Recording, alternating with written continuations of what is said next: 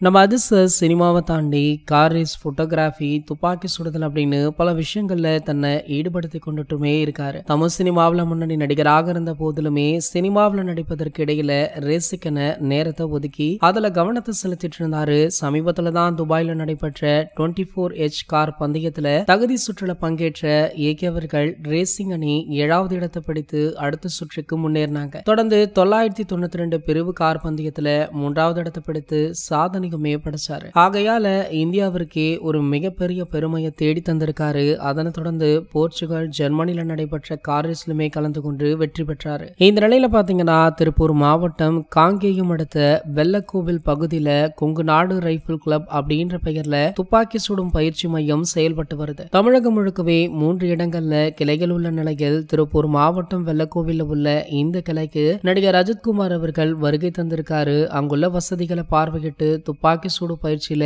ஈடுபட்டுமே இருக்காராம். இது குறித்த வீடியோ அவருடைய உதவியாளர் சுரேஷ் சந்திரா அவர்கள் அவருடைய சோசியல் மீடியா பக்கங்கள்ல ஷேர் பண்ணிருக்காரு. இந்த வீடியோ பாத்தீங்கன்னா செம வைரலுமே ஆகிட்டு இருக்கு. மேலும் இந்த வீடியோக்கு பின்னாடி ஒரு மிகப்பெரிய விஷயமுமே இருக்கா. அதாவது நம்ம அதிர்ஷ்ட நடிக்க போற அடுத்த திரைப்படத்திற்கு துப்பாக்கி சுடுதல் பயிற்சி மிக முக்கியம் அப்படின்றதுனாலதான் அவர்கள் சட்டென துப்பாக்கி சுடும் பயிற்சிகள்ல இறங்கியிருக்காராம். இன்னும் 2 வாரங்களுக்கு துப்பாக்கி சுடுதல் பயிற்சிகள் இருக்கும் அப்படின்னு சொல்லப்படுது. 2 வாரம் கழித்து AK-64 படத்துடைய ஷூட்டிங் அதிரடியாக ஆரம்பமாகவுமே இருக்கா. இது போன்ற செய்திகளை பற்றி நீங்க உடனே தெரிஞ்சுக்க நம்மளுடைய சேனலை மறக்காம சப்ஸ்கிரைப் பண்ணிக்கோங்க.